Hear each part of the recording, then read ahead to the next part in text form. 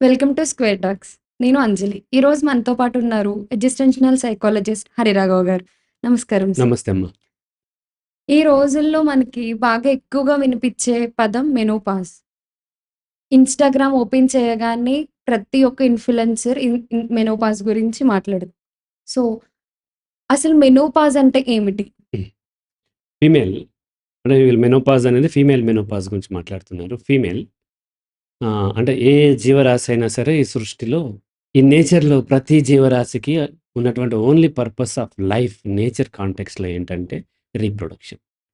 తన జీన్స్‌ని నెక్స్ట్ జనరేషన్‌కి పాస్ ఆన్ చేసి చనిపోవటం తప్ప చేసేది ఏమీ లేదు. అది ఏ యానిమల్ అయినా ఇంక్లూడింగ్ హ్యూమన్ బీయింగ్స్. అది ఎవరైనా సరే, ఆల్బర్ట్ ఐన్‌స్టీన్ అయినా, అబ్దుల్ కలాం అయినా, లేకపోతే అంబానీ అయినా, అడుక్కు తినేవాడైనా, బిలియనీర్ అయినా, ఎవరైనా సరే అల్టిమేట్‌లీ చేసేది ఏంటి అనంటే నేచర్ కాంటెక్స్ట్‌లో తన జీన్స్‌ని నెక్స్ట్ జనరేషన్ పాస్ ఆన్ చేసి చనిపోవటం. హ్మ్. సో, అందుకనే మనం చూసినట్లయితే ప్రకృతిలో కోయిలు కూస్తూ ఉంటది. నెమలి పురివిప్పి ఆడుతూ ఉంటది. మిణుగురు పురుగు మెరుస్తూ ఉంటది. నక్కలు ఊలలు పెడుతున్నాయి. కుక్కలు అరుస్తున్నాయి. కప్పలు బెకబెకమంటున్నాయి. కీచురాళ్ళు నైట్ టైమ్ కీ అని సౌండ్ చేస్తూ ఉన్నాయి. ఇవన్నీ ఏం చేస్తున్నాయి? తన అపోజిట్ జెండర్ మేట్‌ని పిలుస్తూ ఉన్నాయి. దేనికోసం? మేటింగ్ కోసం. అలాగే హ్యూమన్ బీయింగ్స్ తమ జీవితంలో చేసే ప్రతి ప్రయత్నము ఒక మంచి మేట్‌ని తన చాయిస్ పెంచుకొని ఒక బెటర్ మేట్‌ని తను మీట్ అవ్వటం కోసం సెక్స్‌లో పార్ట్నర్‌గా. రైట్? సో, బాగా చదువుకునేదెందుకు? చాయిస్ పెరుగుతది. సెవెంత్ హ్మ్. క్లాస్‌లోనే ఆపేస్తే అంత చాయిస్ ఉండదు. బాగా డబ్బు సంపాదించేదెందుకు? ఎక్కువ చాయిస్ పెరుగుతది. కాబట్టి లైఫ్‌లో అన్నిటికంటే ముఖ్యమైనది సెక్స్ అండ్ రీప్రొడక్షన్. నేచర్ కాంటెక్స్ట్‌లో. ఈ బ్రెయిన్ అండ్ బాడీకి సైకాలజిస్ట్ అవ్వాలని లేదు. లేదంటే సాఫ్ట్‌వేర్ ఇంజినీర్ అవ్వాలని లేదు. స్పిరిచ్యువల్ లీడర్ అవ్వాలని లేదు. సైంటిస్ట్ అవ్వాలని. ఈ బ్రెయిన్ అండ్ బాడీకున్న ఓన్లీ పర్పస్ ఏంటంటే ఈట్, సర్వైవ్, రీప్రొడ్యూస్. యెస్. ఈ రీప్రొడక్షన్ కోసమే ఈ నేచర్ ఒక ఏజ్ వచ్చిన తర్వాత శరీరంలో మార్పులు చేస్తూ ఉంటుంది. అండ్ బయట బాహ్య ప్రపంచంలో కూడా మార్పులు జరుగుతూ ఉంటాయి. సెక్స్ అనేది నేచర్ కాంటెక్స్‌లో ఒక పాజిటివ్ ఎమోషన్. ఆఫ్‌కోర్స్ సోషల్ కాంటెక్స్‌లో మనం నెగెటివ్‌గా ఫీల్ అవుతూ ఉండొచ్చు. బట్ కండిషనల్లీ సెక్స్ చేయాలనేది సమాజం చెప్తుంది. బట్ నేచర్‌కి సెక్స్‌లో పార్టిసిపేట్ చేయటం వల్ల ఏ విధమైనటువంటి నెగెటివ్ ఇంపాక్ట్ ఉండదు. ఓకే. ఇంకా పాజిటివ్ రియిన్ఫోర్స్‌మెంట్ ఇస్తది.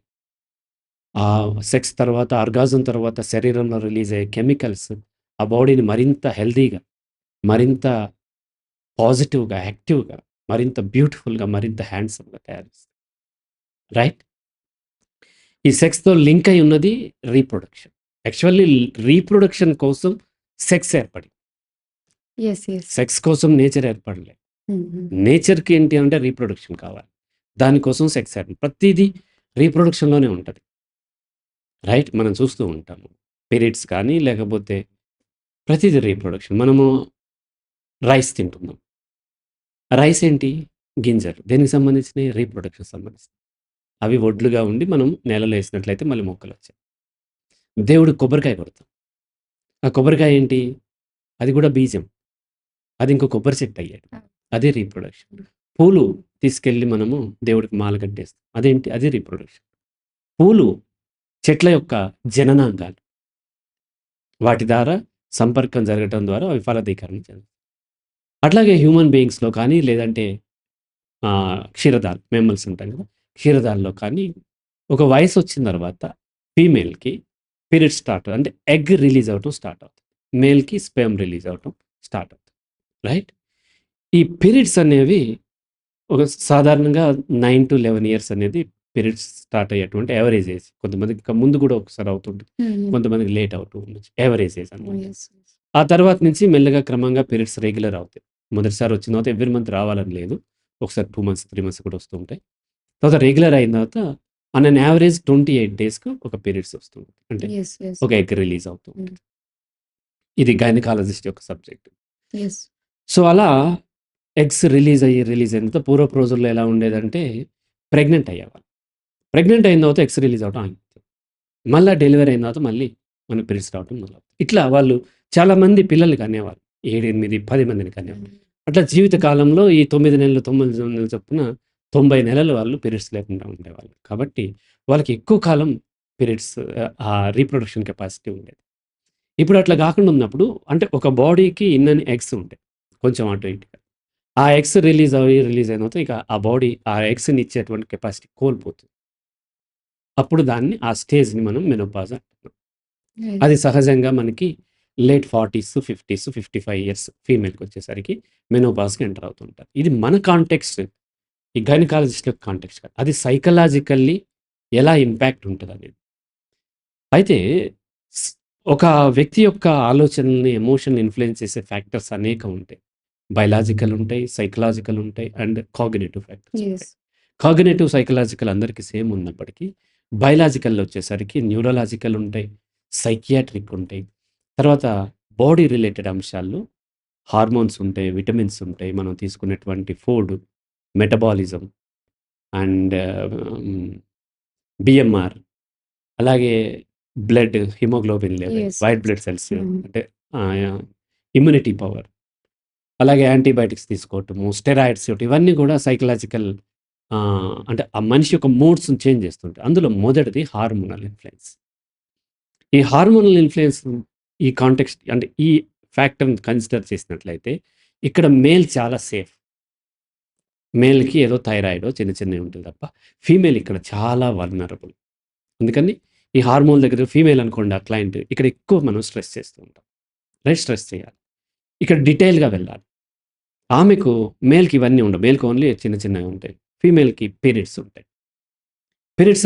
పీరియడ్స్ రాకముందే 2, 3 రోజుల నుంచి చాలా ఇరిటేషన్, ఫ్రస్ట్రేషన్ ఉంటూ ఉంటుంది. పీరియడ్స్ టైమ్‌లో చాలా ఇబ్బంది ఉంటుంది ఆమెకి. ఎందుకంటే తన యొక్క పర్మిషన్ లేకుండా తన బాడీలోంచి బ్లీడ్ అవుతుంది. ఇప్పుడు మలమూత్రాలనుకోండి, మన నెర్వస్ సిస్టమ్ బాగానే ఉంటే కంట్రోల్‌లో ఉంది. కదా! కన్నీరైనా అంతే, ఇవన్నీ అంతే ఉంటాయి. But yes. యెస్. హ్మ్. పీరియడ్స్ మాత్రం కీప్ ఆన్ బ్లీడ్ అవుతుంది. యెస్. అది చాలా ఇరిటేటింగ్ ఉంటుంది. చాలా పెయిన్‌ఫుల్‌గా ఉంటుంది. నొప్పుంటుంది కొంతమందికి. కాబట్టి ఆ 4 డేస్, 5 డేస్ ఉంటది చూడండి. చాలా ఇరిటేషన్, ఫ్రస్ట్రేషన్, కోపాలవి చూపిస్తూ ఉంటాయి. సో, అలా బ్లీడ్ అవ్వటము, పెయిన్ ఉండటం వల్ల చాలా ఇరిటేషన్, ఫ్రస్ట్రేషన్ 1. దాని తర్వాత ప్రెగ్నెంట్ అవుతారు. ప్రెగ్నెంట్‌లో రకరకాలైనటువంటి హార్మోన్స్ ఆమె శరీరంలో రిలీజ్ అవుతుంది. అవును. అదేంటి అనేది సైంటిఫిక్ ఇంకా మనకు పూర్తిగా హ్మ్. తెలియదు. చాలా మూడ్ స్వింగ్స్ ఉంటాయి. యాంగర్ ఉంటుంది. యాంగ్జైటీలు పెరుగుతూ ఉంటాయి. మేల్ కిడ్‌ని క్యారీ చేసినప్పుడు మరింత యాంగర్‌లు, యాంగ్జైటీలు పెరుగుతూ ఉంటాయి. ఆ తర్వాత డెలివరీ. డెలివరీ అనేది చచ్చి బతికినంత పని. ఫీమేల్‌కి ఇంకొక జన్మ లాంటిది. కాబట్టి డెలివరీ తర్వాత డిప్రెషన్ ఛాన్సెస్ ఎక్కువుంటాయి. పోస్ట్‌పార్టమ్ వరుసగా మగపిల్లల్ని కన్నప్పుడు దాంట్లో 90% ఆడపిల్లలకి డిప్రెషన్ వచ్చే అవకాశం ఉంది. ఓకే. ఎందుకు మగపిల్లలు అంటే మగపిల్లల కోసం రిలీజ్ అయ్యే హార్మోన్స్ వేరు. ఫీమేల్ కిడ్ ఉన్నప్పుడు రిలీజ్ అయ్యే హార్మోన్స్ వేరు. ఈ మేల్ కిడ్‌ని డెలివరీ అయిన తర్వాత హార్మోన్స్ రిలీజ్ అవ్వటం ఒక్కసారిగా తగ్గిపోవటం వల్ల చాలా మూడ్ స్వింగ్స్ ఉంటాయి. ఆ తరువాత మెనోపాజ్ గురించి డీటెయిల్‌గా వెళ్దాము. స్టిల్ మెనోపాజ్ అప్పుడు కూడా చాలా మెనోపాజ్‌కి ముందే ఒక 4, 5 ఇయర్స్ ముందు నుంచే pre menopause yes. Start. Premenopause yes. చాలా ఫ్రస్ట్రేషన్, చాలా యాంగర్, యాంగ్జైటీలు చూపిస్తూ ఉంటారు. తర్వాత అవును. మెనోపాజ్‌కి ఎంటర్ అయిన తర్వాత కూడా హ్మ్. పీరియడ్స్ రావటం ఆగిపోతది. దాంతోని ఈస్ట్రోజన్ లెవెల్ తగ్గిపోవటం వల్ల బయలాజికల్లీ, సైకలాజికల్లీ చాలా చేంజెస్ ఉంటాయి. బయలాజికల్లీ కూడా శరీరం యొక్క షేప్స్ మారిపోతూ ఉంటాయి. ఆ స్కిన్‌లో ఉన్నటువంటి స్మూత్‌నెస్ పోతది. కొంతమందికి మీసాలు గడ్డాలు గూడా వస్తాయి. ఓకే. రేర్‌లీ. ఆ హ్మ్. పుబిక్ హెయిర్ అంటాం. అది గూడా వచ్చే అవకాశాలుంటాయి. షేప్ ఆ నైస్ ఏదైతే కర్వ్స్ ఫీమేల్‌కి ఉంటదో అది కోల్పోతూ ఉంటారు. హ్మ్. ఆ తర్వాత సర్జికల్ మెనోపాజ్. యెస్. కొంతమందికి లేట్ 30స్‌లో, ఎర్లీ 40స్‌లో 40స్‌లో హెవీగా యెస్. బ్లీడింగ్ హ్మ్. అవుతున్నప్పుడు యూటరస్ రిమూవ్ చేస్తారు. కొంతమందికి ఓవరీస్ కూడా తీసేయాలి. తీసేస్తారు. అవును. అప్పుడు కూడా ఈస్ట్రోజన్ లెవెల్ తగ్గిపోవటం వల్ల అనేక రకాలైనటువంటి సైకలాజికల్ ఇష్యూస్ వస్తుంటాయి. ఆ తర్వాత పీరియడ్స్ అప్పుడు వచ్చేటువంటి బ్లీడింగ్ హెవీ అవుతుంటే మన డాక్టర్స్ హార్మోనల్ సపోర్ట్ ఇస్తూ ఉంటారు. ఈ మధ్య మెరీనా లూప్ అని కూడా వచ్చింది. హ్మ్. ఇవేం చేస్తాయంటే ఈ హార్మోన్స్ కూడా వాళ్ళ యొక్క మూడ్ స్వింగ్స్‌కి కారణమవుతాయి. ఒకవేళ మానసిక సమస్య ఉంటే దాని యొక్క ఇంటెన్సిటీ పెరుగుతుంది. ఆ తర్వాత ఆ ఫీమేల్‌కి కానీ, మేల్‌కి కానీ ఇబ్బందున్నప్పుడు, మేల్‌కి ఇబ్బందున్నా, ఫీమేల్‌కి ఇబ్బందున్నా పిల్లలు పుట్టకపోతే ఫీమేల్‌కే ట్రీట్మెంట్ ఉంటది. యెస్. అవును. ఐయుఐ, ఐవీఎఫ్ మెథడ్ ద్వారా పిల్లలు కనేటప్పుడు మల్టిపుల్ ఎగ్స్ రిలీజ్ అవ్వటం కోసం వాళ్ళు హార్మోనల్ ఇంజెక్షన్స్ ఇస్తారు. ఆ హార్మోన్స్ కూడా వీళ్ళ యొక్క మానసిక సమస్య ఉన్నట్లయితే వాటి యొక్క ఇంటెన్సిటీని పెంచడానికి కారణమవుతూ ఉంటుంది. ఇలా బయలాజికల్లీ అనేక రీజన్స్ మా ఫీమేల్ యొక్క మానసిక సమస్య ఉధృతిని పెంచుతూ ఉంటాయి. ఇక్కడ పర్టికులర్‌లీ మెనోపాజ్ తీసుకుంది. Menopause are surgical menopause. ఈ రోజుల్లో సర్జికల్ మెనోపాజ్ కూడా ఎక్కువైపోయింది.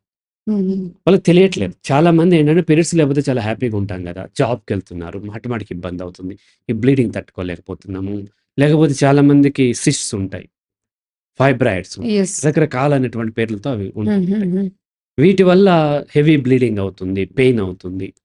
నాకు సమస్య అవుతుందని 30స్‌లోకి వచ్చిన తర్వాత చాలామంది సర్జరీ చేపించుకోవడానికి సిద్ధమవుతున్నారు. యెస్.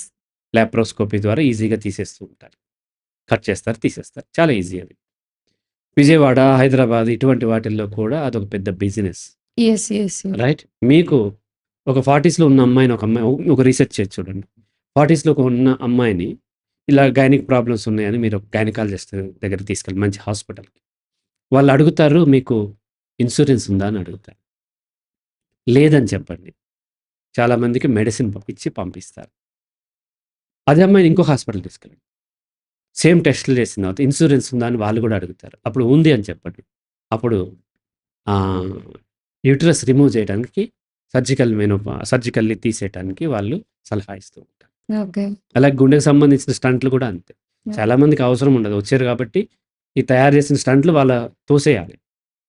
అట్లా ఇదొక పెద్ద బిజినెస్. అలాగే ఈ ఆడపిల్లలు కూడా ఈ జనరేషన్‌లో అంటే 40స్‌లో ఉన్నటువంటి వాళ్ళు, వీళ్ళు కూడా ఈ పెయిన్ ఏం తట్టుకుంటాము, వాళ్ళు తీపిచ్చేసుకున్నారు, వీళ్ళు తీపిచ్చుకున్నారు, ఈజీ అనుకుని సర్జరీ చేపించుకుంటుంటారు. ఇట్లా వెళ్ళి ఇట్లా వచ్చేస్తూ ఉంటారు. ఈజీయే. నిజానికైతే ఈజీయే. తీపిచ్చేయటం ఈజీయే.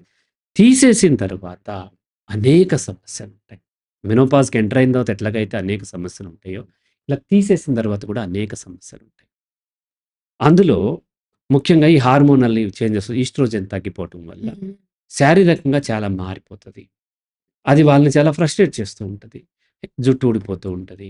అలాగే ఈ స్కిన్ యొక్క ఈ స్మూత్‌నెస్ పోతది. అలాగే మానసికంగా చాలా మూడ్ స్వింగ్స్ ఉండే మామూలు వాళ్ళకే ఉంటే మానసిక సమస్య ఉన్న వాళ్ళకి ఇంకా ఎక్కువ పెరుగుతూ ఉంటది. సేమ్ ఇది అంతే. అండ్ 50స్‌లోకి వచ్చిన తర్వాత మెనోపాజ్ న్యాచురల్‌గా ఎంటర్ అయినా సరే అప్పుడు కూడా అంతే అవుతుంది. చాలామంది మానసిక సమస్య ఉన్నవాళ్ళు తీసేసిన తర్వాత వాళ్ళ ఇంట్లో గొడవలు అవుతున్నాయి. ఆ అమ్మాయి అక్కడికెళ్ళి బాత్రూమ్‌కెళ్ళి తలుపేసుకుంటది. సార్ అరుస్తది అది. ఇయన్నీ అడుగుతున్నప్పుడు ఏమైందంటే ఒక 7, 8 ఇయర్స్ బ్యాక్ ఆమెకి యూట్రస్ రిమూవ్ చేశారు. అంటే ఈమెకి సమస్య లేదని కాదు. ఆ సమస్యకి ఇది యాడ్ అవుతుంది.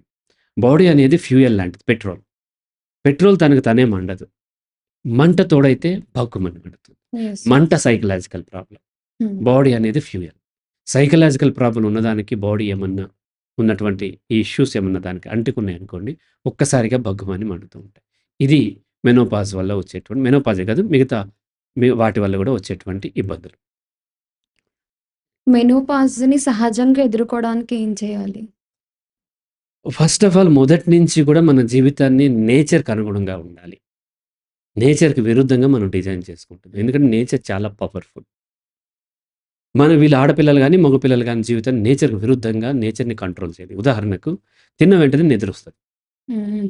నిద్రపోకుండా నిద్రను ఆపుకోవాలి. 4 అడుగులెయ్యాలి. తిన్న తర్వాత ఇంత అరిగిపోయిన తర్వాత నిద్రపోవాలని మన సో కాల్డ్ డాక్టర్స్ కానీ, లేకపోతే న్యూట్రిషన్స్ వీళ్ళుంటారు కదా! మన ఫుడ్ గురువులు కూడా ఉంటారు. యెస్. యెస్. యెస్. వీళ్ళందరూ చెప్తూ ఉంటారు. నేచర్ అడుగుతుంది. నువ్వు తిన్న తర్వాత నువ్వు నిద్రపోయినట్టయితే డైజెషన్ ప్రాపర్‌గా అవుతది. ప్రాపర్‌గా అవుతుంది. డైజెస్ట్ అయిన తర్వాత నిద్ర పట్టదు. ఆకలేసి మళ్ళీ మెలుకువొస్తది. That right?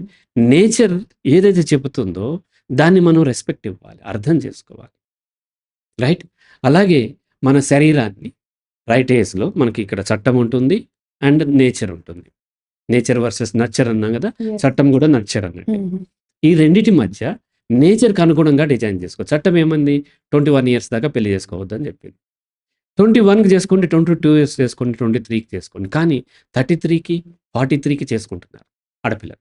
అప్పుడేమవుతది? నేచర్‌కి విరుద్ధంగా చేస్తాం. అప్పుడు సహజంగా మనకి ఇబ్బందులు పెరుగుతూ ఉంటాయి.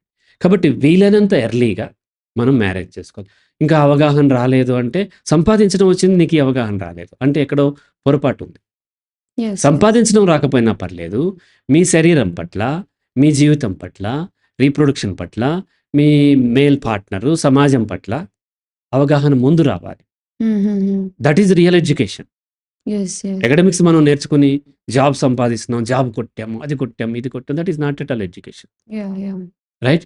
కాబట్టి రియల్ ఎడ్యుకేషన్ ఉండి, నేచర్‌కి అనుగుణంగా ఉండి, వీలైనంత యంగ్ ఏజ్‌లో మ్యారేజ్ చేసుకొని, పిల్లల్ని గూడా కొంత మనం గ్యాప్ చెప్తూ ఉంటాం. ఎందుకంటే సామాజికంగా ఇబ్బందులుంటాయి కాబట్టి, అంటే ఆ పార్ట్నర్ మీద మనకు నమ్మకం వచ్చేదాకా ఒక 2, 3 సంవత్సరాలు గ్యాప్ ఇచ్చి పిల్లల్ని కనొచ్చు. ఒక డెలివరీకి, ఇంకో డెలివరీకి ఒక కనీసం ఒక 3 ఇయర్స్ 3 ఇయర్స్ గ్యాప్ ఉండేలాగా మనం చేసినట్లయితే, ఆ తర్వాత నుంచి లేదా ఇంకా ఎక్కువ గ్యాప్ ఉంటే ఇంకా మంచిది. ఎందుకంటే లాస్ట్ పీరియడ్స్ అంటే కంటిన్యూ పీరియడ్స్ వస్తూ ఉన్నాయి గదా! ఆమె పీరియడ్స్ రాకుండా ప్రెగ్నెంట్ అప్పుడు ఆగుద్ది గదా! అది ఎప్పుడు ఉందన్న దాన్ని బట్టి గైనిక్ ప్రాబ్లమ్స్ వస్తూ ఉంటాయి. ఓకే. రైట్? కాబట్టి కొంత రెండోది, మూడోది కొంచెం లేట్‌గా కన్నట్లయితే, ఇప్పుడు మన పూర్వకాలంలో ఏంటి 40స్‌లో కనేవాళ్ళు. లేట్ 40స్‌లో కూడా పిల్లల్ని కనేవాళ్ళు. కాబట్టి హుహు.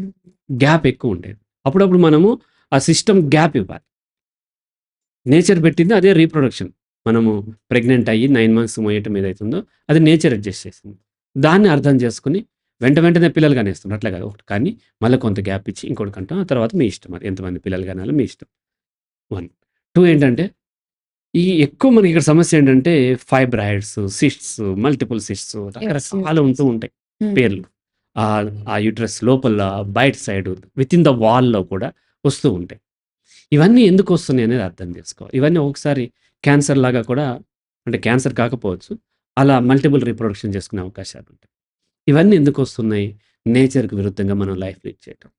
చిన్న పిల్లల్ని, ఆడపిల్లల్ని ఆ కార్పొరేట్ కాలేజీలో ఉన్న 13, 14 ఇయర్స్ పిల్లలకు కూడా ఫైబ్రాయిడ్స్ ఉంటున్నాయి. యాహ్! బ్లీడింగ్ హెవీ అవుతుంది. ఎందుకు? నవేర్. కూర్చుంటున్నారు. లేసి నడవటం లేదు, ఆడుకోవటం లేదు, ఫిజికల్ యాక్టివిటీ లేదు. జంక్ ఫుడ్, ఈ chemicals, cool drinks, ice creams, పిజ్జాలు, బర్గర్‌లు ఇలా షుగర్‌లు ఇటువంటియన్నీ తినేసేసినప్పుడు కార్బోహైడ్రేట్స్ హెవీగా తీసుకున్నప్పుడు సహజంగా మీకేమవుతదంటే గైనిక్ ఇష్యూస్ వస్తూ ఉంటాయి. వచ్చినప్పుడు డాక్టర్స్ వేరు. డాక్టర్స్ చదివింది మెడిసిన్ యెస్. లేదా సర్జరీ. హుహుహు. వాళ్ళకి దీని రూట్ కాజ్ రిసర్చ్ చేసి చెప్పాల్సిన అవసరం లేదు.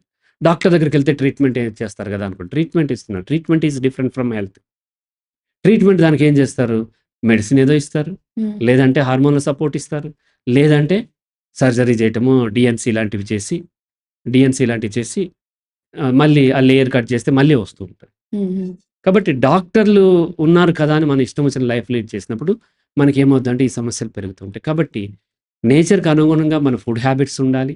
నేచర్‌కి అనుగుణంగా మన లైఫ్ స్టైల్ ఉండాలి. యెస్. యెస్. మనం కార్పొరేట్ కాలేజ్‌లో కూర్చోబెట్టారు కాబట్టి పొద్దున్న 6 నుంచి రాత్రి 10 దాకా కూర్చోవటం కాకుండా మీరు లేసి పరిగెత్తాలి, ఆడుకోవాలి, ఫిజికల్ ఎక్సర్సైజ్ చేయాలి, వాకింగ్ చేయాలి. అందరితో సరదాగా తిరుగుతూ ఉండాలి, నవ్వుతూ ఉండాలి. ఒకసారి బాధ కలిగినప్పుడు ఏడవాలి. ఏడుపును ఆపుకుంటారు కొంతమంది. హుహు. అది నేచర్‌కి విరుద్ధం. చాలా డేంజర్ పానిక్ అటాక్స్ వస్తాయి. ఓకే. ఏడుపుని ఆపుకోవద్దంటాను నేను. నవ్వును గూడా ఆపుకోవద్దు వస్తే. నాకు నవ్వు రాదు. నవ్వొచ్చినప్పుడు నేను పగలబడి నవ్వుతా. నాకు ఏడుపొచ్చినప్పుడు నేను ఏడుస్తాను. అట్లా నేచర్‌కి అనుగుణంగా బాడీని చూసినట్లయితే ఈ, ఈ సమస్యల యొక్క తీవ్రత తగ్గుతుంది. స్టిల్ మెనోపాజ్‌కి ఎంటర్ అయిన తర్వాత కొంత ఇబ్బందులుంటాయి. అప్పుడు అంటే అక్కడ దాన్నేమంటారంటే ఎంప్టీ నెస్ట్ సిండ్రోమ్ అని ఒకటుంటది. యాహ్! అదేంటంటే 50స్ తర్వాత వస్తూ ఉంటది హుహు. ఫీమేల్‌కి. ఎందుకంటే ఆ ఏజ్‌కొచ్చేసరికి పిల్లలు చదువులకు వేరే ఊరెళ్ళిపోతారు. అత్తమామలు గాని, తల్లిదండ్రులు గాని ఎవరో ఒకరు బెడ్ రిడెన్ అయ్యి ఉంటారు. అవును. రైట్? భర్త రిటైర్డ్ అయ్యి ఇంట్లో ఉంటాడు. అప్పటికి ఆయనకు కొంత చాదస్తం పెరుగుతది. ఈ పిల్లలు ఎళ్ళిపోయారు. ఎళ్ళిపోవడంతో పాటు ఈమెకి మెనోపాజ్ గూడా వచ్చింది. పనులు పెరిగినాయి. అత్తమామల్లో తల్లిదండ్రులు ఎవరో ఒకరు బెడ్ రిడెన్ వాళ్ళకి పని చేయాలి. భర్త ఇంట్లో ఉండి సతాయిస్తూ ఉంటాడు. ఇట్లా గాదు బట్టలు మడత పెట్టేది. ఇట్లా గాదు ఇడ్లీ పిండి ఇంత దీంట్లో ఇంకొద్దిగా నలగాలి. ఇవన్నీ చెప్తూ ఉంటారు. ఇన్నాళ్ళు ఈమె చేస్తేనే తిన్నాడు. కానీ ఇప్పుడు అవును. ఖాళీగా ఉన్నాడు గదా! ఖాళీగా ఉండి మాటి మాటికి చెప్తూ ఉంటారు. సో, ఇలా ఇయన్నీ టార్చర్ తట్టుకోలేక వాళ్ళకి కాస్త డిప్రెషన్‌కెళ్ళే అవకాశం. దాన్ని ఎంప్టీ నెస్ట్ సిండ్రోమ్ అంటాం. ఓకే. అది గూడా మెనోపాజ్ వచ్చే టైంలో వస్తది. హుహు. ఏదైతే ఎంప్టీ నెస్ట్ సిండ్రోమ్‌కి మనం చెబుతున్నామో అవే టెక్నిక్స్, టిప్స్ మనము ఈ యొక్క మెనోపాజ్ తర్వాత కూడా ముఖ్యంగా మెనోపాజ్ తర్వాత మనము రెగ్యులర్‌గా ఫిజికల్ యాక్టివిటీ దేనికైనా మెనోపాజ్ ముందైనా ఉండాలి. కానీ మెనోపాజ్ తర్వాత ఖచ్చితంగా రెగ్యులర్ ఫిజికల్ యాక్టివిటీ ఉండాలి. కనీసం కొన్ని 5, 6 కిలోమీటర్లు రోజు వాకింగ్ చేయాలి. నేను ఇంట్లో పని చేస్తున్నానండి కుదరదు. కావాలంటే ఇంట్లో పని మనిషిని పెట్టుకోండి. హుహు. ఎందుకంటే ఇంట్లో పనిలో ఒక, ఒక పర్టిక్యులర్ దాంట్లో మాత్రమే బాడీ యెస్. అవును. వాకింగ్, కుదిరితే జాగింగ్, వాళ్ళ యొక్క హైట్, వెయిట్‌ని బట్టి. హెల్త్ కండిషన్ బట్టి. కనీసం సిటప్స్ హ్మ్. అసలు కూర్చొని లెగరు. నడుము ముందుకొంచి ఎన్నాళ్ళయిందో, వెనక్కొంచి ఎన్నాళ్ళయిందో. అసలా అలసిపోవటం ద్వారా చెమట పట్టింది ఎన్నాళ్ళయిందో. ఉక్కపోత ద్వారా చెమట పడుతుంది. లేదంటే భయంతో చెమట పడుతుంది. ఫిజికల్‌గా అలసిపోవటం వల్ల చెమట పట్టట్లేదు. అలా చెమట పట్టాలి. నడుము ముందుకి, వెనక్కి వంచాలి. వీలైతే ఫీమేల్ సూర్య నమస్కారాలని ఉంటాయి. యెస్. యెస్. మన ఇండియన్ ట్రెడిషనల్ అవును. యోగాలో పార్ట్‌గా. అవి వేసినట్లయితే దాదాపు అన్ని అవయవాలకి మంచి ఎక్సర్‌సైజ్ వస్తుంది. ముఖ్యంగా నడుముకి. హ్మ్. అయితే ఈళ్ళేంటంటే మొదలుపెట్టగానే చెప్పగానే ఇక రేపటి నుంచి ఇరగదీసేయడం మొదలుపెడతారు. నడుము డ్యామేజ్ అవుతది. మళ్ళీ బెడ్ రిటర్న్ అయిపోయి మళ్ళీ 2, 3 నెలలు రెస్ట్ అవుతది. కాబట్టి అలా కాదు.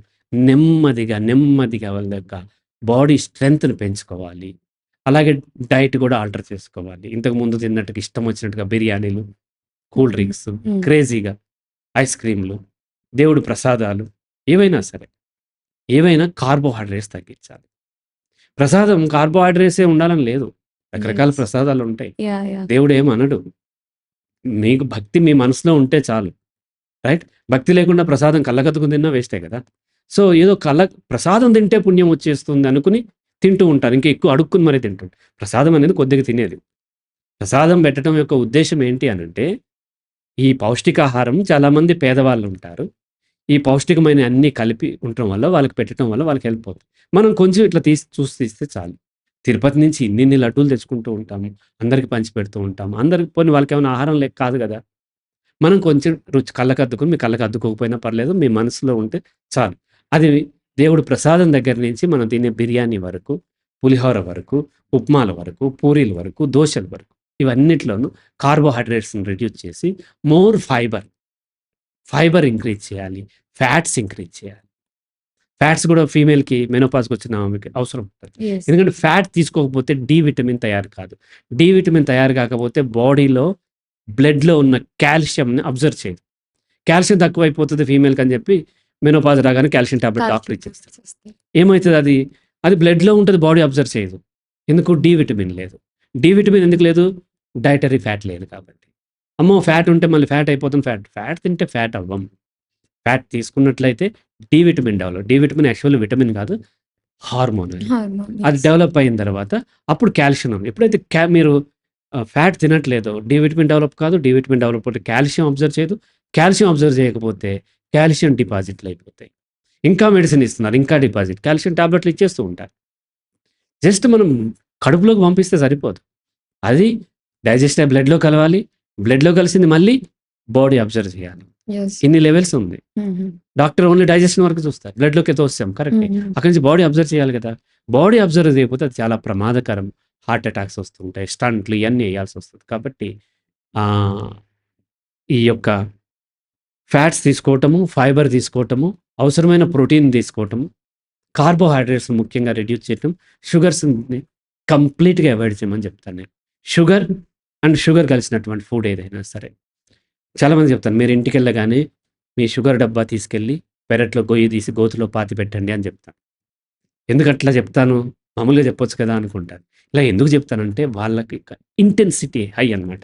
ఏం చెప్తున్నారు ఈయన అనుకున్నప్పుడు దాని యొక్క ఇంటెన్సిటీ అర్థమయ్యి షుగర్ వాడకూడదనేది తెలుస్తుంది. రైట్? అలా షుగర్స్ అవాయిడ్ చేయాలి. కార్బోహైడ్రేట్స్ రెడ్యూస్ చేయాలి. Fibre, fats, protein and other vitamins, minerals ఇవన్నీ పెంచాలి. ఫిజికల్ యాక్టివిటీ చేయాలి. యాహ్! అలాగే ఒక హాబీ ఏదన్నా డెవలప్ చేసుకోవాలి. నా ఓకే. వైఫ్ ఇప్పుడు లా ప్రిపేర్ అవుతుంది. ఓహ్! ఓకే. ఎందుకు? ఆమెకు కూడా యూట్రస్ సర్జరీ చేసి తీసేశారు. ఆమెకి మెనోపాజ్ సింప్టమ్స్ ఇది పోస్ట్ మెనోపాజ్ స్టార్ట్ అయిన తర్వాత ఇరిటేషన్, ఫ్రస్ట్రేషన్స్ వస్తాయి. ఇప్పుడు ఎప్పుడైతే ఆమె వేరే దాంట్లోకి ఎంగేజ్ అయిందో కొంత తగ్గుతది. యెస్. లేదంటే ఒక హాబీ డెవలప్ చేసుకో. హుహు. పాటలు పాడటం. మనం లైఫ్ అయిపోలే. కొత్త లైఫ్ ఇప్పుడు స్టార్ట్ చేయొచ్చు కదా! యెస్. పిల్లలు ఎళ్ళిపోతారు. పిల్లలు ఎప్పుడు మన దగ్గర ఉండాలని కోరుకోవద్దు. మన పిల్లలు మన ద్వారా వచ్చారు తప్ప మన కోసం రాలేదు. వాళ్ళు వెళ్ళనివ్వండి. మీ కొడుకు వేరే అమ్మాయి దగ్గరికి వెళ్ళిపోవాలి. కూతురు కూడా వేరే అబ్బాయి దగ్గరికి వెళ్ళిపోవాలి. వెళ్ళకపోతే ప్రమాదం. మనం పశువుని చూడండి. ఆ దూడలు కొంచెం పెరిగిన తర్వాత ఆవు దగ్గరికొస్తే తంతుది. మనం మాత్రం 30, 40 సంవత్సరాలొచ్చినా మన దగ్గరే పెట్టుకొని ఉండాలని మనం చూస్తున్నాం. దాన్ని వెళ్ళగొడతది. ఎందుకు వెళ్ళగొడుతుంది? నువ్వు వెళ్ళు నీ లైఫ్ లీడ్ చేయమని. నేచర్ మనకి చాలా లెసన్ టీచ్ చేస్తుంది మనకి. బుక్స్‌లో ఏముండదు. నేచర్‌ని అబ్జర్వ్ చేయండి. సో, కాబట్టి మన పిల్లలు వెళ్ళాలి. బయటకి వెళ్ళాలి. కింద పడతారు, పైన పడతారు. వాళ్ళు తెలుసుకుంటారా? లేదా? మోసపోతారా? లేకపోతే యాక్సిడెంట్ అయ్యి చచ్చిపోతారా? అనవసరం. వాళ్ళు సొంతంగా వాళ్ళ లైఫ్ లీడ్ చేసేలాగా చేయాలి. సో, ఆ తర్వాత మనం హాబీస్ డెవలప్ వాళ్ళతో అయిపోలేదు. తర్వాత మనం హాబీస్ డెవలప్ చేసుకోవాలి. ఒకవేళ హస్బెండ్‌కి వీళ్ళకి గొడవలొస్తే అడ్జస్ట్ చేసుకుంటారు. లేదంటే డైవోర్స్ కూడా తీసుకొని అంతా అయిపోయింది ఇప్పుడెందుకు డైవోర్స్? డైవోర్స్ తీసుకునేది వేరే ఎవరినో పెళ్లి చేసుకుంటాం కదా! ఈ సతాయింపు లేకుండా ఎవరి కాళ్ళు ఫ్రీగా చక్కగా జీవించొచ్చు కదా! డైవోర్స్ తీసుకోకుండా కూడా ఒకరొక ఆశ్రమంలో, ఇంకొకరు ఇంకో ఆశ్రమంలో ఉంటారు. లేకపోతే వేరే ఫ్రెండ్స్‌తో కలిసి ఉంటూ ఉంటారు. అట్లా కూడా ఉండొచ్చు. లేదా ఇద్దరు నచ్చితే ఇద్దరు కలిసి ఉండొచ్చు. అంటే మీకు కొద్దిగా కష్టంగా ఉంటది డైవోర్స్ అనేది. కానీ అదొక అవకాశం మనకి. సొసైటీ ప్రెషర్ కూడా. పెళ్లి ఎట్లా అవకాశమో డైవోర్స్ కూడా ఒక అవకాశం. రైట్? పెళ్లి చేసుకున్నాం కాబట్టి రోజు ఒకరినొకరు చంపేసుకుందాం అన్నంత కోపంతో 60, 70 సంవత్సరాలు బతకాల్సిన అవసరం లేదు. ఒకరికొకరు ఫ్రీడమ్ ఇచ్చుకోవచ్చు. కుదరకపోతే డైవోర్స్ కూడా తీసుకోవచ్చు. అలాగే వచ్చేసి కావాలంటే కెరీర్ ఆప్షన్స్ పెంచుకోవచ్చు. టూర్స్ వెళ్ళొచ్చు. డబ్బులన్నీ దాసుకున్నాం గదా! ఇప్పుడు. లేదంటే పిల్లలు కొంత సంపాదిస్తున్నారుగా వాళ్ళని అడిగి తీసుకొని స్విట్జర్లాండ్ ఎళ్ళండి, సింగపూర్ ఎళ్ళండి, మలేషియా వెళ్ళండి, దుబాయ్ ఎళ్ళండి, అమెరికా ఎళ్ళండి. కానీ ఇట్లా ఎళ్ళం మనం. అమ్మో! డబ్బులయిపోయింది దాస్తాము. ఆ తర్వాత ఆ అమ్మాయికి ప్రెగ్నెంట్ అయిన తర్వాత నా బిడ్డ కోసం నువ్వు రా అని జెప్తే అప్పుడెళ్ళి అక్కడికెళ్ళి బేబీ సిట్టర్‌గా వెళ్తూ ఉన్నాం. అలా కాదు. మీకోసం జీవించండి. వాళ్ళ కోసం కూడా చేయండి కాదనట్లేదు. కేవలం మన లైఫ్ అంతా పిల్లలకి సేవలు చేయటమే అనుకుంటుండం. వాళ్ళు లైఫ్ వాళ్ళు లీడ్ చేస్తూ ఉంటారు. వాళ్ళకి కుదిరితే కంటారు లేకపోతే లేదు. కాబట్టి హెల్ప్ చేయండి. కానీ అది ఖచ్చితంగా మీ బాధ్యత అనుకోవద్దు. మీ లైఫ్‌లో మీరు లీడ్ చేసుకోవచ్చు. ఇక రకరకాలైనటువంటి అదర్ యావిగేషన్ పెంచుకోవచ్చు. వ్యాపకాలు పెంచుకోవచ్చు. ఆ విధంగా మెనోపాజ్ ద్వారా వచ్చేటువంటి మెనోపాజ్ తర్వాత వచ్చేటువంటి మూడ్ స్వింగ్స్‌ని మనము అధిగమించడానికి అవకాశాలున్నాయి. అవసరమైతే కొంతమందికి కొన్ని బిలీఫ్ సిస్టమ్ వల్ల వస్తూ ఉంటాయి. ఇప్పుడు ఓసీడీలు 50స్‌లో వచ్చే వాళ్ళకేంటంటే రిలీజియస్ ఓసీడీ ఉంటాయి. అటువంటి ఓసీడీలు కానీ, యాంగ్జైటీలు, డిప్రెషన్‌లు ఉన్నవాళ్ళు కౌన్సెలింగ్ తీసుకొని ఓవర్‌కమ్ చేయొచ్చు. ఓకే. రైట్. సో, మీరిప్పుడే చెప్పారు న్యూ లైఫ్ స్టార్ట్ అవుతుంది అని. మెనోపాజ్ తర్వాత ఏమైనా కొత్త దశ ప్రారంభమవుతుందా? కొత్త దశ అంటే ఏదో ఇప్పటిదాకా చెప్పింది. సేమ్ మెనోపాజ్ తర్వాత బయోలాజికల్లీ ఇన్ని ఇబ్బందులుంటాయి. హ్మ్. సోషల్లీ కూడా ఇబ్బందులుంటాయి. ఏంటి సోషల్ అంటే సొసైటీ అని కాదు. మన యొక్క ఫ్యామిలీయే సొసైటీ. దాంట్లో భర్త రిటైర్ అయ్యి ఉంటాడు. తల్లో ఎవరో బెడ్ రిడెన్ వాళ్ళకి సేవలు చేయాలి. పిల్లలు చదువులకో లేకపోతే జాబ్‌కో వెళ్తూ ఉంటారు. వాళ్ళకి రెడీ చేయాలి. ఇటువంటి ఓవర్ బర్డెన్ అయిపోవటము. యాక్సెప్ట్ చేస్తుందా ఒకావిడ? ఇట్లా మెనోపాజ్ వచ్చింది. ఇప్పుడు నేను న్యూ లైఫ్ స్టార్ట్ చేస్తున్నాను అని తను. ఇప్పుడు న్యూ దశ నడుస్తుంది నాకు కొత్త దశ అని యాక్సెప్ట్ చేస్తుంది. యాక్సెప్ట్ చేస్తే ఏదైనా సరే యాక్సెప్ట్ చేస్తే లైఫ్ ఉంటది. అది మెనోపాజే కాదు. ఏదైనా సరే. హ్మ్. మనం ఏదో ఎగ్జామ్ రాసాం. ఫెయిల్ అయ్యాము. ఫెయిల్ అయ్యాము అని యాక్సెప్ట్ చేస్తే మళ్ళీ దానికి అనుగుణంగా వర్క్ చేసే అవకాశాలు పెరుగుతాయి. అలా కాకుండా యాక్సెప్ట్ చేయలేకపోయామనుకోండి, అప్పుడు ఇంకా అక్కడే ఉంటాం. ముందుకు వెళ్ళలేకపోతాం. సో, కాబట్టి యాక్సెప్ట్ చేస్తదా అని కాదు. ఏదుందో దాన్ని యాక్సెప్ట్ చేయాలి. ఇప్పుడు యాక్సిడెంట్ అయింది నాకు ఒక చెయ్యి ఇరిగిపోయిందనుకోండి. దాన్ని నేను యాక్సెప్ట్ చేయాలి. రైట్? లేదా ఏదో జరిగి నా నోరు పడిపోయింది. యాక్సెప్ట్ చేసినట్లయితే నేను మిగతావి నేను చేయగలుగుతాను. కాబట్టి నేను ఇంకా యంగ్‌గానే ఉన్నాను, యంగ్‌గా ఉంటాను అని అనుకోవటం పొరపాటు. చాలామంది చాలా హుషారుగా నటిస్తూ ఉంటారు. పగలబడి నవ్వుతూ నేను యంగ్ అని ప్రూవ్ చేసుకునే ప్రయత్నం చేస్తాను. చేయొద్దు. వయసొస్తుంది మనకి. వయసు పెరుగుతుంది. దాన్ని యాక్సెప్ట్ చేయాలి. అలాగే ఫీమేల్‌కి మెనోపాజ్ ఉంటుంది. మేల్‌కి కూడా ఉంటుంది. But that is different. దాని యొక్క డిస్కషన్ అంతా వేరే ఉంటుంది. ఫీమేల్ మెనోపాజ్ గురించి చెప్పేది. సో, కాబట్టి దాన్ని యాక్సెప్ట్ చేసినట్లయితే మంచి జీవితాన్ని లీడ్ చేయగలుగుతాం. మెనోపాజ్ ఉన్నప్పుడు తన భర్త నుంచి గాని, తన పిల్లల నుంచి గాని ఎలాంటి సపోర్ట్ కావాలి? ఎమోషనల్లీ చాలా డిస్టర్బ్ అవుతూ ఉంటారు. వాళ్ళతో కమ్యూనికేట్ చేయొచ్చు. నాకు మెనోపాజ్ ఉంది కాబట్టి నాకు ఎక్కువ మూడ్ స్వింగ్స్ ఉంటాయి. కొంచెం మీరు బేర్ చేయండి. కొంచెం నాకు స్పేస్ ఇవ్వండి. కొంచెం నాకు కేర్ ఇవ్వండి. అని మనం చెప్పినట్లయితే వాళ్ళు అర్థం చేసుకున్నట్లే కొంత ఇప్పుడు సపోజ్ నా వైఫ్ కొంచెం మూడ్ స్వింగ్స్ ఎక్కువ ఉంటాయి గతంతో పోలిస్తే. అప్పుడు నేనేం చేస్తాను కొంచెం ఓపికగా ఉంటా. గతంలో అయితే తొందరగా రియాక్ట్ అయ్యేవాడిని. ఇప్పుడు రియాక్ట్ అవ్వను. అట్లాగే పిల్లలు కూడా మదర్‌కి ఇట్లా ఉంటది. అట్లా తను అట్లా అన్నప్పుడు కొంచెం మీరు హోల్డ్ చేసుకోండి నాన్న అని చెప్తాం. చెప్పినప్పుడు ఆమెకు కొంచెం ఇరిటేషన్ వస్తది. అది ఇది అంటది ఎళ్ళిపోతది. మళ్ళా ఒక 10, 15 మినిట్స్‌కి మళ్ళీ రియలైజ్ అయ్యి, మళ్ళీ ఆ ఫీమేల్ వచ్చి మళ్ళీ అందరితో కలిసి ఉంటూ ఉంటుంది. ఆ మూడ్ స్వింగ్స్ ఉంటాయి అనే విషయాన్ని ఫ్యామిలీ మెంబర్స్‌కి అర్థమయ్యి, వాళ్ళు కొంత సపోర్ట్ చేయాల్సినటువంటి అవసరం ఉంటుంది. సపోర్ట్ చేస్తే ఆమె ఇంకా బెటర్‌గా తను డీల్ చేయగలుగుతది. ఎలాంటి హార్మోనల్ చేంజెస్ అంటే ఎలాంటి బిహేవియరల్ మోడిఫికేషన్స్ ఉంటాయి మెనోపాజ్‌లో? ముఖ్యంగా హార్మోనల్ చేంజెస్ అంటే వేరే కారణాల చేత థైరాయిడ్ ఇటువంటివి రావచ్చు, డయాబెటిక్ అవ్వచ్చు, హైపర్ టెన్షన్ ఉండొచ్చు. Those are different. మెనోపాజ్ వల్ల ముఖ్యంగా ఈస్ట్రోజన్ తగ్గిపోవడం. ఎందుకంటే నేచర్‌లో మనం మొదట ఏం చెప్పామంటే రీప్రొడక్షన్ కోసం బాడీ తయారైందని. నేచర్‌కి అదే ముఖ్యం గదా! హ్మ్. ఆ ముఖ్యమైన దశ అయిపోయింది మనది. సో, ఆ హార్మోన్ రిలీజ్ కావట్లేదు. కాబట్టి నేచర్‌కి కూడా నిజానికి ఈ జీవి మీద పెద్ద ఇంట్రెస్ట్ ఉండదు. అంటే హార్మోన్ అయిపోయిందంటేనే అర్థం అది కదా! కాబట్టి ఈ ముఖ్యంగా ఈస్ట్రోజన్ తగ్గిపోవటం వల్ల వచ్చేటువంటి రకరకాల ఇబ్బందుల్ని ఈ గైనకాలజిస్ట్‌లు గాని, డాక్టర్స్ చెప్తారు. ఏమైనా హార్మోన్స్ అవసరమైతే హార్మోన్స్ ఇంజెక్షన్ చేస్తూ ఉంటారు. మెడిసిన్ ఇస్తూ ఉంటారు. అలాగే వచ్చేసి ఈ కాల్షియం ఆహ్, లో కాల్షియం ఉంటే కాల్షియం ఆహ్, సప్లిమెంట్స్ ఇస్తూ ఉంటారు. అలాగే వచ్చేసి బాడీ అన్నిటిని అబ్జర్వ్ చేయలేకపోతుంటది. ఏదైతే విటమిన్స్‌ని అబ్జర్వ్ చేయలేకపోతుందో వాటిని మనం సప్లిమెంట్స్ తీసుకోవటం. ఇటువంటియన్నీ చేస్తూ ఉండాలి. ఓకే. మెనోపాజ్‌లో మెనోపాజ్ రాగానే చాలా ఎక్కువ మంది గైనకాలజిస్ట్ దగ్గరికే వెళ్తారు. గైనకాలజిస్ట్‌తో పాటు సైకాలజిస్ట్ ఎంత వరకు అవసరం ఉంటుంది? గైనకాలజిస్ట్ బయలాజికల్ వరకు అవసరం ఉంటుంది. కానీ లైఫ్ అంటే సైకలాజికలే. కాబట్టి డెఫినిట్‌గా ప్రతి ఒక్కరు గూడా మెనోపాజ్, మెనోపాజ్ టైంలో సైకాలజిస్ట్ దగ్గరికి వెళ్లి వీటి పట్ల అవగాహన పెంచుకోవాలి. గైనకాలజిస్ట్‌లు గూడా క్లినికల్ సైకాలజిస్ట్‌లని రిఫర్ చేయాల్సిన అవసరం ఉంటుంది. ఎందుకంటే వాళ్ళకి ఈ అవగాహన ఉంటుంది కాబట్టి. కొన్ని సెషన్ 2, 3 సెషన్‌లు తీసుకున్నట్లయితే వాళ్ళకి అవగాహన పెరిగినట్లయితే వా వాళ్ళకొచ్చేటువంటి ఆ ఇబ్బందుల్ని ప్రాపర్‌గా వాళ్ళు ఎదుర్కోగలుగుతారు. సెల్ఫ్ ఇమేజ్ గాని, సెల్ఫ్ ఎస్టీమ్ గాని తగ్గిపోవడం జరుగుతుందా మెనోపాజ్‌లో? డెఫినిట్‌గా జరుగుతుంది. ఏది జరిగినా మనకి కొంత సెల్ఫ్ ఎస్టీమ్ తగ్గుతుంది గదా! హ్మ్. సో, డెఫినిట్‌గా మెనోపాజ్ తర్వాత అంటే ఫీమేల్ తను చాలా అందంగా తయారయ్యేదెందుకు? తను అంత ఫిట్‌గా ఉండేదెందుకు? ఆ నగలేసుకునేదెందుకు? అంత అందమైన బట్టలేసుకునేదెందుకు? తన పార్ట్నర్‌ని అట్రాక్ట్ చేయటం కోసమే గదా! మేల్ గూడా అంతే. అయితే ఆ అట్రాక్ట్ చేసుకొని సెక్స్ పార్టిసిపేట్ జేసి రీప్రొడక్షన్ జేసే కెపాసిటీ నాకు లేదు. ఆ అట్రాక్ట్ చేసుకునేటువంటి ఆ క్వాలిటీ తగ్గిపోతుంది అన్నప్పుడు సహజంగా ఎవరికైనా సరే సెల్ఫ్ ఎస్టీమ్ తగ్గుతుంది. సపోజ్ మగపిల్లల్లో 25 ఆ ఏజ్‌లో కొంతమంది బట్టతల వస్తూ ఉంటది. హ్మ్. హ్మ్. సహజంగా సెల్ఫ్ ఎస్టీమ్ తగ్గిపోద్ది. మీరు గమనించినట్లయితే. యెస్. మళ్ళీ యెస్. కొంత వాళ్ళు బూస్టప్ అవ్వచ్చు. ఇన్ జనరల్ అనమాట. అంతకుముందు ఉన్నటువంటి సెల్ఫ్ ఎస్టీమ్ కన్నా కొంత తగ్గింది. హెయిర్ ఆడపిల్లలకైనా అంతే. హెయిర్ రాలిపోతుంటే ఎంత సెల్ఫ్ ఎస్టీమ్ తగ్గుతది. అటువంటిది మిగతాయన్నీ గూడా మారుతున్నప్పుడు డెఫినిట్‌గా సెల్ఫ్ ఎస్టీమ్ తగ్గుతది. కొంత వాళ్ళు కౌన్సెలింగ్ తీసుకొని గాని, లేదంటే వాళ్ళ రియలైజేషన్‌తో మళ్ళీ దాన్ని బిల్డ్ చేసుకోవచ్చు. మహిళలకు ఈ మార్పులను అర్థం చేసుకునేందుకు సైకాలజీ ఎలా మద్దతివ్వగలదు? సైకాలజీ అంటే సైకాలజిస్ట్. సైకాలజిస్ట్‌గా కాదు. సైకాలజీ సబ్జెక్ట్ ద్వారా అనలైజ్ చేయటం ద్వారా సైకాలజిస్ట్ వాళ్ళకి ఈ విషయాన్ని హార్మోనల్ ఇన్‌ఫ్లూయెన్స్ ఎలా ఉంటది బాడీ మీద అండ్ బయలాజికల్ ఫ్యాక్టర్స్ ఎంత బలంగా ఉంటాయి. హ్మ్. ఇప్పుడు నా సెషన్‌లో నేనేం చేస్తానంటే రెండో సెషన్‌లో ఇదంతా వివరిస్తాను. ఎందుకు బయలాజికల్ ఫ్యాక్టర్స్ ఇంత బలంగా ఉందనేది యెస్. ఒక సీరీస్ ఆఫ్ ఇన్సిడెంట్స్‌ని జాగ్రత్తగా ఎగ్జాంపుల్స్‌ని జాగ్రత్తగా నేను ఒక సిస్టమాటిక్ ఆర్డర్‌లో ఫ్రేమ్ చేసుకొని వాళ్ళకి చెప్తూ ఉన్న తర్వాత హ్మ్. ఒక్కసారిగా వాళ్ళు రియలైజ్ అవుతారు. ఎందుకు బయలాజికల్ ఫ్యాక్టర్స్‌ని మనం ఎదురు వెళ్ళలేమనేది. హ్మ్. ఆ రియలైజేషన్ అయిన తర్వాత అప్పుడు బయలాజికల్ ఫ్యాక్టర్స్ ఏమున్నాయో చెప్తాం. అందులో న్యూరలాజికల్, సైకియాట్రిక్ అండ్ హార్మోనల్ ఈ బాడీ రిలేటెడ్ దాంట్లో. ఈ బయలాజికల్ ఫ్యాక్టర్స్ యొక్క ఇది నేచర్ ఇది చాలా బలంగా ఉంటదనేది ఒక సిస్టమాటిక్ ఆర్డర్‌లో సైకాలజిస్ట్ గనక బియాండ్ సైకాలజీ మనం స్టడీ చేయాలి. ఎందుకంటే సైకాలజిస్ట్‌లో ఓన్లీ సైకలాజికల్ మాత్రం చూస్తుంటారు. నో బయాలజీ కూడా చూడాలి.